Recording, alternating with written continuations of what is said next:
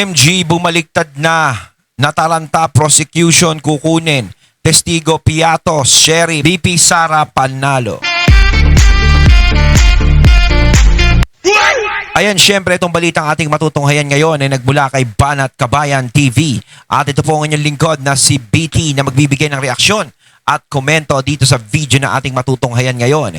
At huwag na natin pagtagalin at sabay-sabay na nating panoorin ang laman ng video na hatid sa atin ni Banat Kabayan TV at bibigyan natin ng reaksyon ang balitang ito.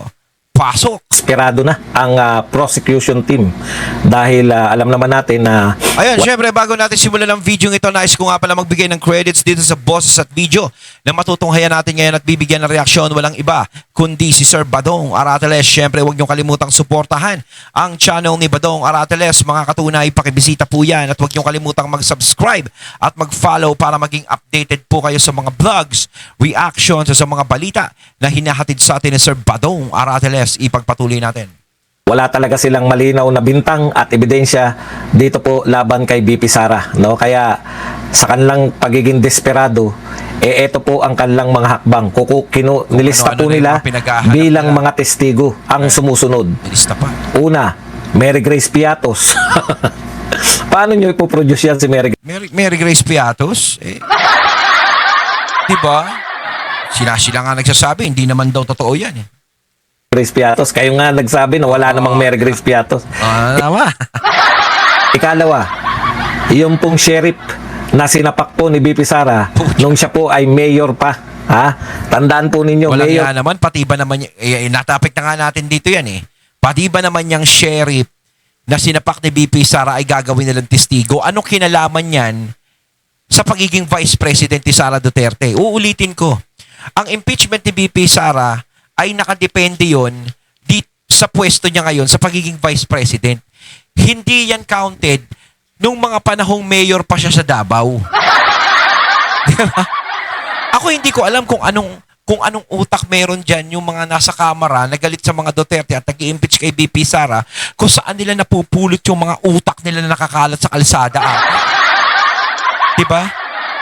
Sila alam nila siguro yan na ang impeachment ni VP Sara ay nakarelay dapat at nandoon sa pagiging vice president niya.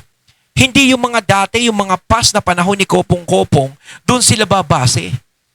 Kasi para sa akin, kung bubuksan nila yung mga past na nagawa ni VP Sara, isa lang ang layunin nila nun. Para sirain si BP Sara at ipakita sa taong bayan kung ganong kasama ang ugali ng isang Sara Duterte. Diba? Kasi walang kinalaman sa impeachment yun. No, kahit tumistigo pa siya dyan sa impeachment ni Sara Duterte, wala siyang kinalaman. Dahil hindi siya naging parte o kasama sa Office of the Vice President at sa mga transaksyon ng Vice President na sinasabi nila. Pa lang si BP Sara nung sinapak niya tong sheriff na to, anong kinalaman niyan sa kanyang pagiging vice president? Kukunin din po nila at ikatlo, yun pong salin before maging vice president si BP Sara, yun po ay gusto po nilang pabuksan. Pero bago yan... Bakit lahat ng mga bakit lahat ng mga nakaraan ni BP Sara kailangan buksan? Diba? Ang impeachment kasi kailangan yan. Halimbawa, yung naging presidente ngayon, kung gusto nila impeach, doon sila kukuha ng ebidensya na corrupt ang presidente. Diba? Gaya dito kay BP Sara. Sa paglilingkod niya bilang vice president, diyan sila kukuha ng ebidensya kung ano ba ang nagawa na hindi maganda o naging corrupt ba si BP Sara nung siya ay naging vice president. Hindi yung mga nakakaraan. Ang hilig nyo sa pass. Kung bago ka pa lang dito sa ating channel, mag-subscribe ka na. Subscribe. Punta na po tayo rito sa balitang impeachment. Alam niyo po, eto real talk po tayo. Gusto po yan, bakit po tahimik si Erwin Tulfo? Erwin Tulfo, tanong po namin sa iyo, Senator Erwin Tulfo, bakit po kayo nananahimik? Bilang Blue Ribbon Committee Chairman, kailan po ang susunod na investigasyon? Buhat po nang umupo kayo. Isa lang po ang investigasyon, wala pang dumalo. Lahat ng inimbitahan po ninyo, hindi dumalo. Tapos ano po ang ginawa ninyo? Sabi niya, hindi na namin iimbitahan yan, ayaw naman dumalo. Wala, yung Blue Ribbon na yan, hindi na siseryosohin ni Erwin yan. Di ba? Takot lang yan mapag-initan. O kaya nga sila nandiyan dyan, nasa liderato na sila di ba? Kailangan, ang mission nila dyan is harangin ang kung sino man ang lalaban, di ba? O, nagtagumpay na sila. Nawala na si Senator Alan. No? Nawala na sa pagiging Senate President. Nasa kanila na uli ang posisyon dyan sa Senado. Di ba? In the first place, bakit nyo po sila inimbitahan? Sino ba yung mga inimbitahan nila? Si Martin at kung sino-sino pa. Nung hindi po dumalo, wala na pong hearing. Kala nyo tatantanan namin kayo? Trillion po ang naubos na budget sa flood control. Hanggang ngayon, wala po. Pero sa tingin, di ba, kung gusto talaga nilang imbestigahan yan, yung mga hindi nagsulputan na yan, pwede naman nilang puwersahin na pumunta yan dyan Di ba? Wala po natutukoy na mastermind. Tatlo po. Tatlo ang star witness. Ngayon lang po ako nakakita ng star witness na hindi po nakatulong para malutas yung krimen. Hindi sila maglalagay ng kasagutan sa flood control issue dyan. Ako, ine-expect ko na yan. Tinatanggap ko na yan.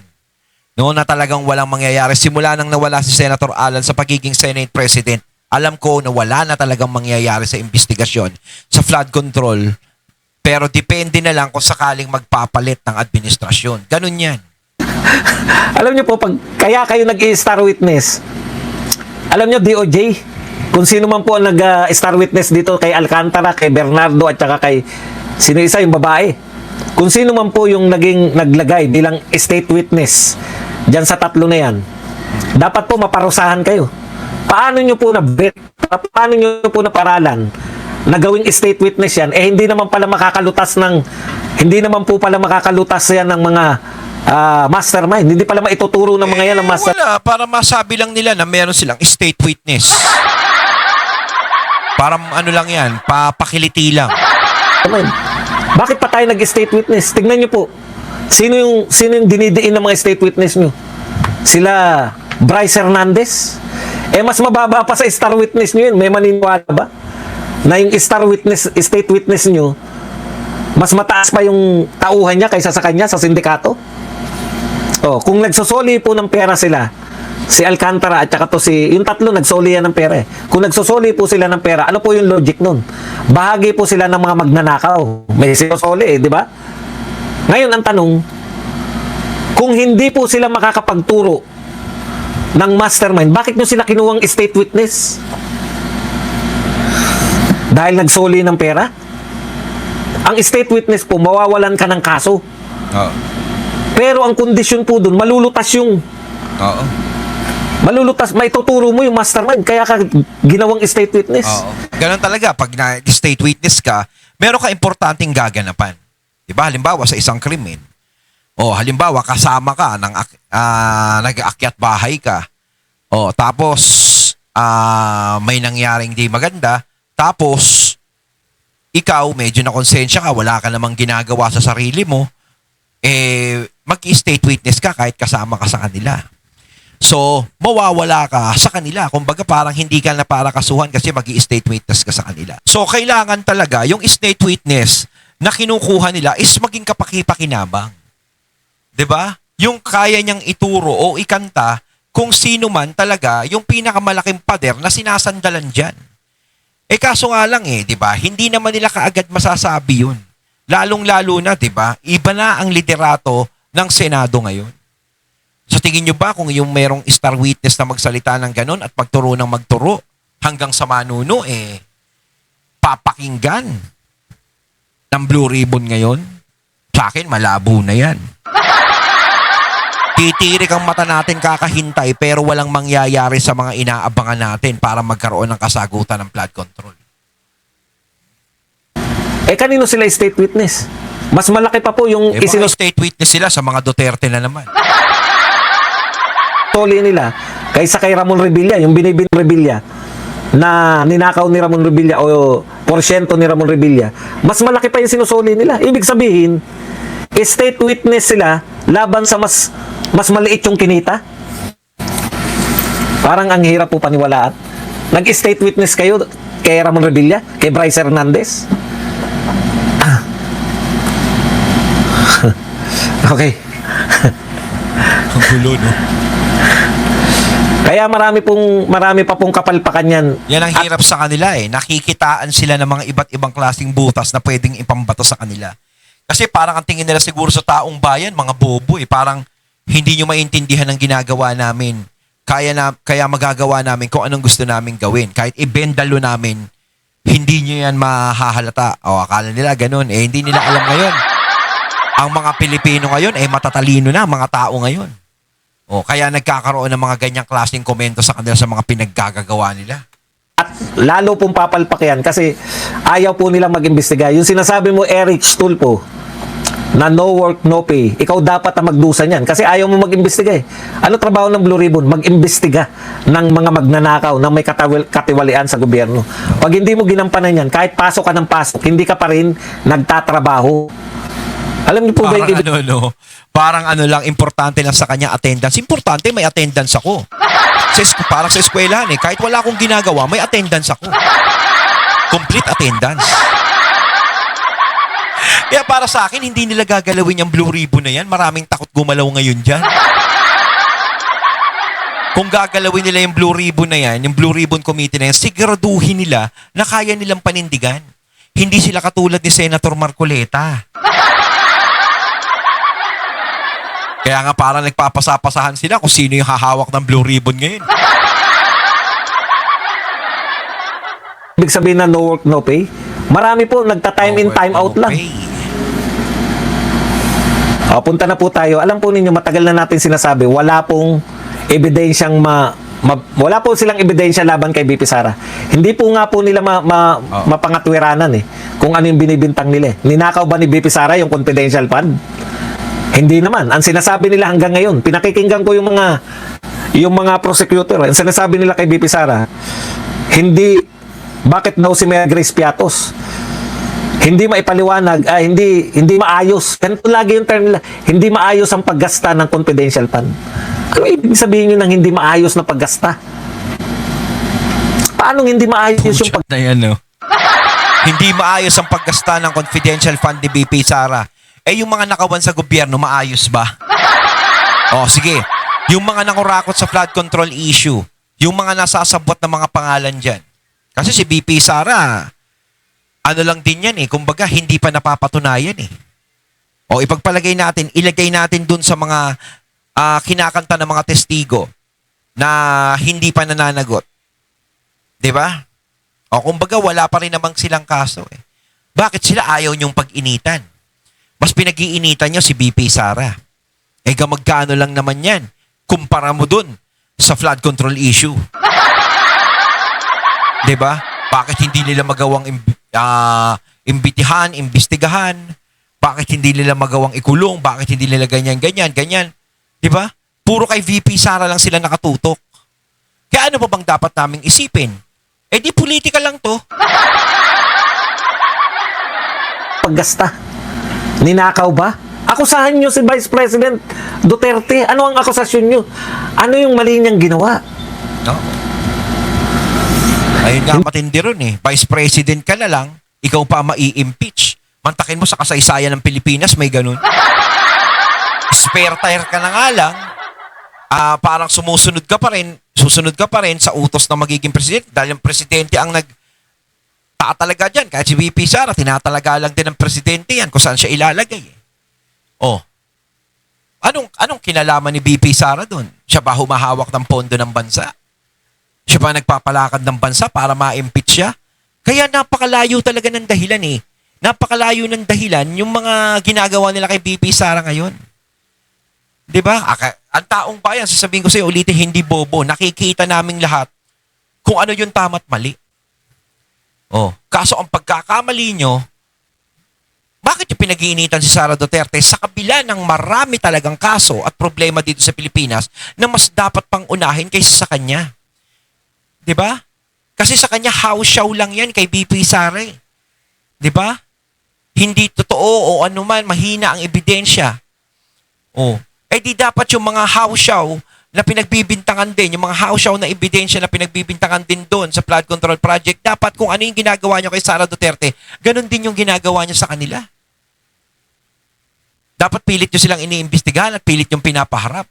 Pero bakit puro Sara Duterte lang ang ginagawa ninyo? Siya lang ba ang tao sa politika? Siya lang ba tao sa mundo?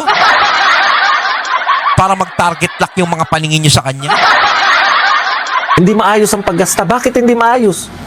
Ano yung krimen? Wala na. Baka hindi daw nilista. Kung baga pag nag-grocery ka, kailangan ilista mo muna, ito, bumili tayo ng 5 kape, 3 sabon, 3 toothpaste, 3 ganito, ganyan. Kailangan nakalista lahat ng ginagastos ni BP Sara, ganun. Di ba may nabalitaan tayo dyan, madalian, kailangan magastos niya na lahat yan. Namang krimen na hindi maayos eh. Hindi maayos ang buwis. Hindi po pwede yun. Dapat hindi nagbabayad ng buwis. Ganun. Confidential fund. Ninakaw ni BP Sara ang confidential fund. Ganun dapat ang akusasyon. Tatanggalin nyo sa pangalawang Pangulo. Binoto ng 32 million. Pinakamataas sa lahat po. Kailangan nga tanggalin yan eh. Dahil nga naman, kung halimbawa si BBM magkasakit, sino ba magre-replace kay BBM? Si BP Sara. Yun ang ayaw nilang mangyari. Pag dumating din ang eleksyon sa 2028 at makalusot si BP Sara, makalusot. At hindi naman totoo yung no election. Tapos magkaroon ng eleksyon. Sino ba ang pwedeng manalo? Si BP Sara pa din. Di ba? So gagawin nila lahat ng paraan para si BP Sara ay maharang at hindi makatakbo. Buong kasaysayan po ng Pilipinas, yan po ang pinakamataas na boto. Tatanggalin ninyo dahil hindi maayos. 32 million, tatanggalin lang ng mga ilang tao. Pagpalagay nyo, 200 congressman ang bumoto sa kanya sa impeachment. 32 million laban do sa 200 na yon. 200 kalokohan. Yung paggasta, hindi nyo inaakusahan na magnanakaw. Tignan nyo yung mga wordings nila hanggang ngayon, hindi maayos ang paggasta ng confidential fund. Hindi po nila sinasabing ninakaw ang confidential fund. Bakit hindi maayos? Nakatabingi habang ginagasta. Hindi kung mapatunayan pala yan na maayos ang paggasta ni BP Sara, lahat sila sigurado pahiya. Hindi maayos eh. Ano ibig sabihin ng hindi maayos? Ninakaw ba? Yun lang naman may kasalanan siya kung ninakaw. Bakit hindi yung sabihin na ninakaw? Kaya hindi nila sinasabing ninakaw. Kasi patutunayan nilang ninakaw. Magkano yung ninakaw? Kaya po hindi maayos na paggastas. Yung unexplained wealth. Alam niyo po, pag sinabi niyong unexplained wealth, meron kayong nakitang yaman. Halimbawa, bibigay ko po sa inyo yung mga binintang kay Erap. Sabi kay Erap nun, iyo yung Boracay Mansion. May Boracay Mansion na tinatawag nung impeachment ni Erap eh. So, ibig sabihin, ang bintang nila, na-acquire to ni Erap, hindi niya nakuha yan sa sweldo niya bilang presidente. Na-acquire niya yan dahil sa illegal. Illegal yung paraan ng pagkuha niyan. May binibintang sila. May yaman si Erap, Boracay Mansion, binibintang nila na hindi nakuha to ni Erap sa sweldo. Paano niya nakuha yan? Yan po ang ibig sabihin pag magbibintang ka ng unexplained wealth. Ano yung ibig sabihin nila na unexplained wealth? May transaksyon silang bilyon. May transaksyon silang bilyon? Ano yung unexplained wealth? Meron ba kayong mansion na nakita kay BP Sara? Wala. Kahit po paulit-ulit ako rito. Meron nga, gumagawa talaga ng mga kung ano-anong usapin sa mga Duterte na merong pinapakita yung mga ari-arian ng mga Duterte. Meron ako napanood na ganyan. Diyos ko naman, nakikita naman natin si BP Sara pagka simple-simpleng pumupunta, no? At saka isa lang yan, common sense. Kung si BP Sara ay corrupt, diba? Kung corrupt siya, bakit kailangan labanan niya pa yung mga dati niyang kasama diyan sa diyan sa unit team? 'Di ba? Di dapat hindi na. Pagpalagay natin yung wala na yung mga talagang mabubuti sa unit team, bakit kakalabanin niya ang administrasyon? Bakit sasalungat siya ng paniniwala? 'Di ba dapat hindi? Kung ano ang nangyayari ngayon, susundan na lang ni BP Sara ang agos. No, hindi ko naman sinasabing korap ang administrasyon. No? Baka ako naisipin nyo. Yung mga ano dyan. Ang sinasabi ko lang dito, is kung ganun talaga si VP Sara, kung ganun ang pagkatao niya, hindi para lumaban pa siya. Sasayawin niya lang kung ano yung tugtog na tumutugtog ngayon. 'Di ba? Kaya na naman sila nagagalit kila VP Sara, talagang taliwas yung paniniwala nila. Kumbaga parang si VP Sara taliwas at hindi niya gusto yung mga nangyayari talaga sa gobyerno. O gaya si Senator Alan, taliwas din ang paniniwala ng Senator Alan. No?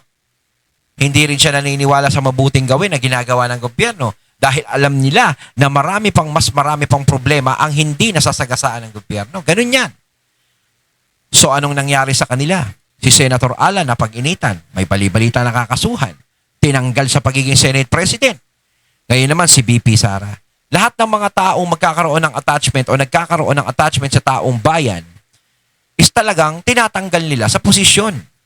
Tinatanggal nila sa mata ng tao. Meron ba kayong mansyon na pinapakita sa Forbes Park? Kay BP Sara to. Oo. Meron ba silang ganun? Kailangan meron Saan silang- nakuha ni BP Sara to? Oo, kailangan meron silang ebidensya na kay VP Sara talaga yung kung anumang ari-arian ang nakikita nila. Yung tipong may video sila na lumalabas si VP Sara doon sa bahay na yon, may video sila na pumapasok si VP Sara doon, kumakain, nagsiswimming, o ganito. Yung tipong makikita na kanya talaga.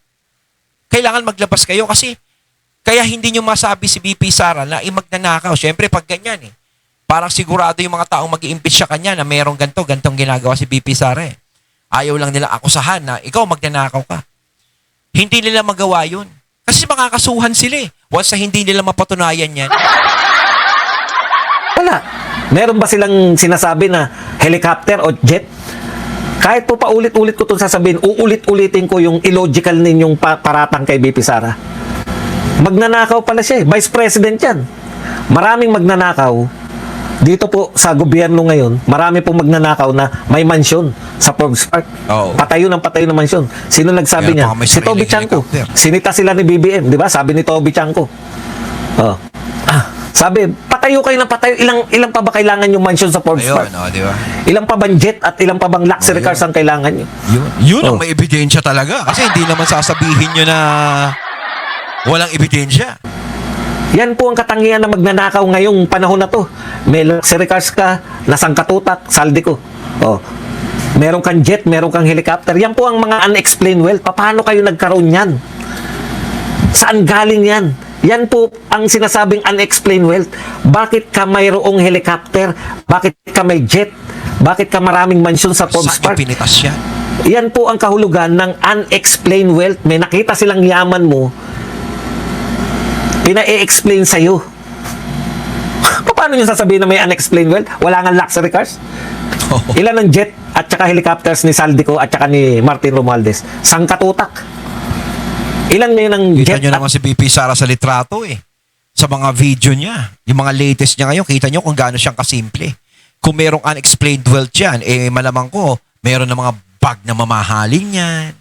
Relos na mamahalin yan. At hindi lang ganyan kasimple yung lalabas kay VP Sara. Yung mga iba sa camera dati mas social pa kay VP Sara kung magsiasta Di ba? helicopter ni BP Sara? Zero. Zero.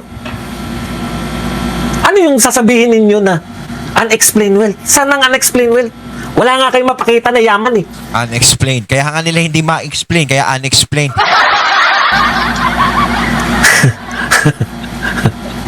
Kaya ang gagawin lang nila, desperate nga Di ba? So, talagang as in walang-wala sila. Kaya yan ang mga desperate moves nila. O bakit nila nilagay? Kasi, di ba nililista nyo? Ito ang mga testigo namin. Nilagay po nila testigo si Mary Grace Piatos. Prosecution naglagay. Bakit mo ilalagay? Ang iniisip ko, nakita na nila si Mary Grace Piatos. Kasi tao yan di ba? Alias yan Alam natin lahat na alias yan. Okay. Alam natin na alias yan, di ba? Tumanggap ng confidential fund. Okay. Ang akala ko, kaya nila nilagay, merong umamin sa kanila na ako yung Mary Grace Piatos.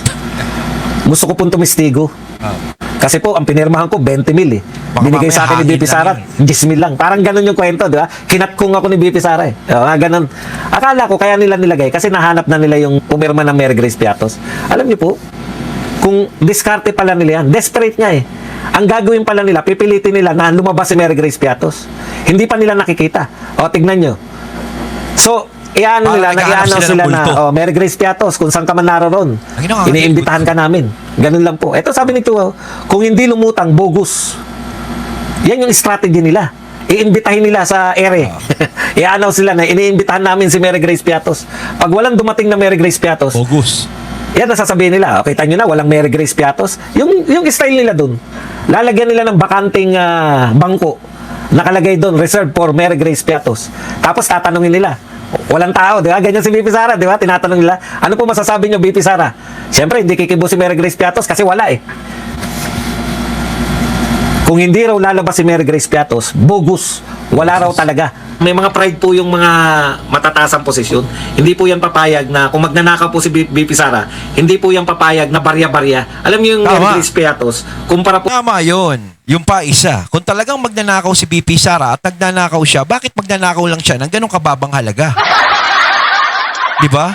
Dapat bilyon-bilyon na. Lugi naman siya, di ba? Parang kasi ganito lang yan eh. Kung ikaw magnanakaw ka, halimbawa, mangho-hold up ka. Oh. Meron kasi mga pag-iisip na, bakit ako mangho-hold up ng isang tao kung pwede naman ako manghold up ng bangko? O, di ba? Iisa lang naman na magiging kaso nun, hold up din. Oh, parang ganun kay BP Sara eh. Kung siya magnanakaw siya sa gobyerno, bakit milyon lang? Dapat bilyon. At mas patatagalin ko pa yung sarili ko sa pakikisama sa inyo. Dahil alam kong kumikita ako ng pera sa inyo, dapat ganun. Di ba? Bakit ako aalis dyan at ibubulgar ko ang mga kabahuan ninyo? Di ba? Kung alam ko na nakikinabang ko, dapat ganun. Kasi nakikinabang siya eh. Bakit kakalabanin niya pa? Oh. Common sense eh. po sa ninanakaw ng mga nadadala na maleta, barya lang po yan. Bakit po magtsatsaga yung magnanakaw sa barya-baryang Mary Grace Piatos, di ba? Okay. So yun po yun. Ngayon, palalabasin po nila na bogus si Mary Grace Piatos for propaganda purpose na lang na kahit na hindi po sila manalo. Kasi yung chamba nila dyan, wala eh. Ayun, natating natong haya ng video na nagmula kay Panat Kabayan TV at syempre natong haya natin ang boses at video na yun na binigyan natin ng reaksyon na nagmula kay Sir Badong Aratales. Kaya mga katunay, ano masasabi nyo tungkol dito? Comment lang po kayo sa comment box. So once again, I'm BT and I'm out. Peace.